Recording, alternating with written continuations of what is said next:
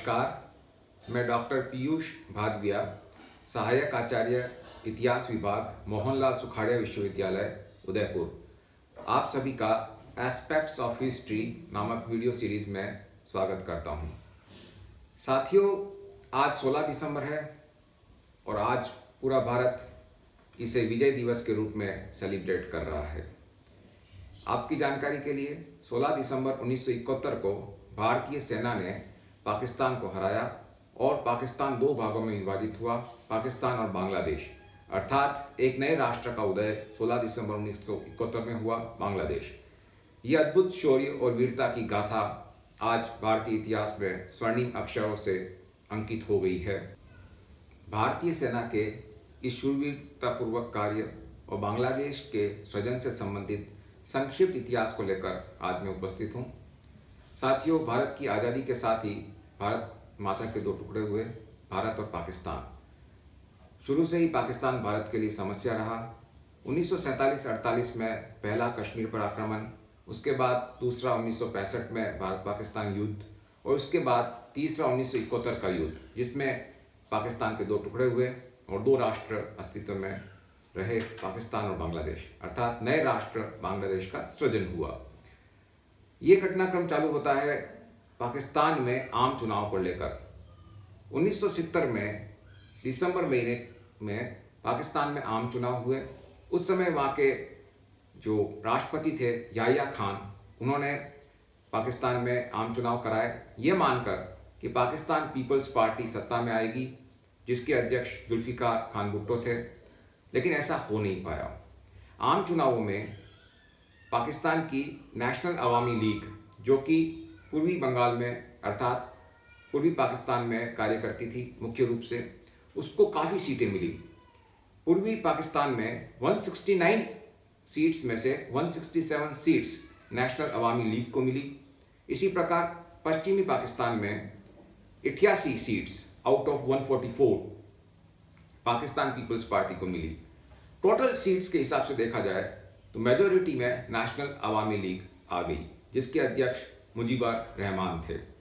लेकिन यहाँ पे समस्या ये थी कि पाकिस्तान शुरू से ही, अपने निर्माण से ही, पूर्वी पाकिस्तान के साथ दोयम दर्जे का व्यवहार कर रहा था। एक प्रकार से वह पूर्वी पाकिस्तान को एक कॉलोनी के रूप में, उपनिवेश के रूप में इस्तेमाल कर रहा था। चुनाव में जहाँ जुल्फिकार अली भुट्टो का वादा था रोटी कपड़ा और मकान, वहीं पर मुजीबुर रहमान का वादा था कि वह पूर्वी पाकिस्तान को पश्चिमी पाकिस्तान के आतंक से मुक्त कराएंगे और एक उपनिवेशिक व्यवस्था को बंद करेंगे और जो बंगाली हिंदुओं पर और बंगाली भाषा को कुचलने का प्रयास जो पश्चिमी पाकिस्तान ने किया है, उसे रोकेंगे। इन वादों के कारण पूर्वी पाकिस्तान में नेशनल अवामी लीग ने करीब करीब सारी सीटों पर कब्जा किया। आम चुनाव के बाद जब यह तय हो गया कि नेशनल अवामी लीग के नेता मुजीबर रहमान ही प्रधानमंत्री बनेंगे, तो पाकिस्तान के राष्ट्रपति और commander in chief Yahya Khan ने नेशनल असेंबली को पोस्टपोन कर दिया, अर्थात टाल दिया। ऐसी स्थिति में पूर्वी पाकिस्तान में हड़तालें हुई, बंद हुए और जगह जगह प्रदर्शन हुए। इन प्रदर्शनकारियों को पुलिस ने बेरहमी से पीटा और एक प्रकार से पूर्वी पाकिस्तान में एक आंदोलन प्रारंभ हो गया। जब सिचुएशन कंट्रोल से बाहर हो गई तो पश्चिमी पाकिस्तान ने मार्च 26 को मुजीबर रहमान को अगवा करके किसी गुप्त स्थान पर कैद कर लिया।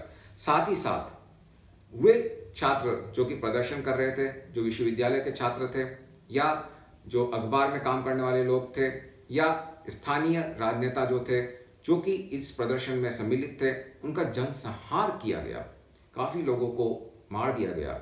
ऐसी परिस्थिति में एक विकट परिस्थिति प्रारंभ हुई पूर्वी पाकिस्तान में और हिंसात्मक आंदोलन चालू हो गया। अब पश्चिमी पाकिस्तान ने दमनात्मक कार्रवाई करी, लोगों की हत्याएं करना प्रारंभ किया। साथ ही साथ पश्चिमी पाकिस्तान ने पूर्वी पाकिस्तान में एक रजाकार यूनिट बनाई, जो कि इस प्रकार के हिंसात्मक आंदोलन में पाकिस्तान की सेना का साथ देगी। लेकिन ऐसी स्थिति में जो बंगाली सैनिक थे या बंगाली आर्मी ऑफिसर्स थे, उन्होंने पाकिस्तान की सेना के साथ विद्रोह कर दिया और एक मेजर ने तो रेडियो स्टेशन पर कब्जा करके ये घोषणा कर दी कि अब बांग्लादेश बन चुका है और independent peoples republic of Bangladesh का निर्माण हो चुका है। ऐसी घटनाक्रम मार्च महीने की है। अब पश्चिमी पाकिस्तान के सैनिकों ने जो क्रूर वातावरण बनाया, उस कारण से काफ़ी हिंदुओं को, बंगाली हिंदुओं को भारत में शरण लेनी पड़ी और अप्रैल 1971 से शरणार्थियों का भारत में आगमन प्रारंभ हुआ। तत्कालीन सरकार और तत्कालीन प्रधानमंत्री श्रीमती इंदिरा गांधी ने शरणार्थी कैंप खोले। पश्चिमी बंगाल, त्रिपुरा, मेघालय और बाद में मध्य प्रदेश और ओडिशा में भी ऐसे कैंप्स खोले गए। कुल मिला के अगस्त 1971 तक करीब 1 करोड़ बंगाली शरणार्थी भारत में आ गए और उनका देखभाल भारत सरकार ने किया। अब इस दौरान अप्रैल 1971 से लेकर अगस्त 1971 के बीच में कूटनीतिक पैंतरेबाजी भारत और पाकिस्तान की प्रारंभ हो गई। तब अमेरिका ने अपने national security adviser Henry Kissinger को भारत के प्रधानमंत्री से मिलने के लिए भेजा। हेनरी किसिंगर चाहते थे कि भारत इस मामले में पीछे हटे, लेकिन भारत की तत्कालीन प्रधानमंत्री ने अच्छे से इस मामले को सुलझाया, कूटनीतिक तरीके से हेनरी किसिंगर को समझाया। उसके बाद ये भारत को पता चल गया कि United states of America Pakistan की मदद करने जा रहा है।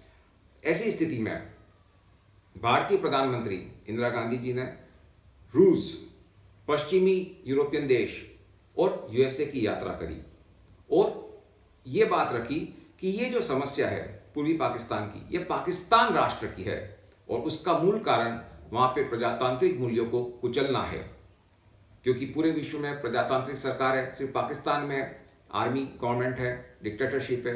ये विषय इंदिरा गांधी ने विश्व पटल पर रखा। इस माध्यम से भारत रूस के काफ़ी समीप आ गया और एक संधि भी हो गई कि अगर भारत पे कोई राष्ट्र आक्रमण करता है तो रूस मदद करेगा, जिसकी आवश्यकता हमें पड़ी। अब इस दौरान पाकिस्तान को ये श्योरिटी थी कि चीन पूर्ण रूप से पाकिस्तान की मदद करेगा।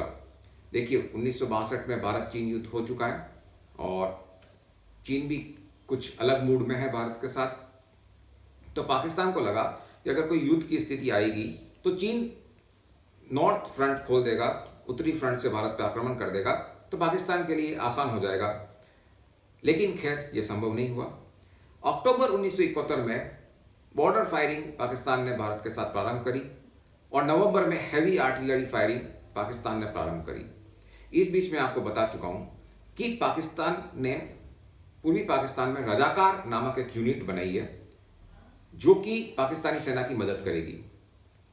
इधर जो अवामी लीग के सपोर्टर्स थे उन्होंने मुक्ति वाहिनी बनाई है। मुक्ति वाहिनी अर्थात एक नए राष्ट्र का निर्माण बांग्लादेश बनाना है। बांग्लादेश को पश्चिमी पाकिस्तान के क्रूरतापूर्ण व्यवहार से बाहर निकालना है, मुक्त कराना है, तो मुक्ति वाहिनी। अब मुक्ति वाहिनी के जो फाइटर्स हैं उनको भारतीय सेना ने प्रशिक्षण दिया और वो मुक्ति वाहिनी के साथ थे। ये क्रम जब चल रहा था तो 3 दिसंबर 1971 को पाकिस्तानी वायुसेना ने भारत के पश्चिमी एयर बेसेस एवं सामरिक ठिकानों पर अटैक किया, आक्रमण किया। आगरा तक उनके फ्लाइट्स आए, उनके फाइटर प्लेन्स ने अटैक किया, बॉम्ब ड्रॉपिंग्स हुए। तब हमने आगरा में स्थित ताजमहल को प्रोटेक्ट करने के लिए उसको ढका ताकि वो नज़र ना आए, उस पर हरा रंग या हरी पत्तियों और टहनियों से उसको ढका गया। 3 दिसंबर को जो ये कार्रवाई प्रारंभ हुई उसके रिटेलिएशन में भारत ने भी अपनी वायुसेना को निर्देश दिए, साथ ही साथ थल सेना और नौसेना ने भी कार्रवाई प्रारंभ करी। ये आक्रमण पाकिस्तान की तरफ से था और इसका जवाब भारत को देना था।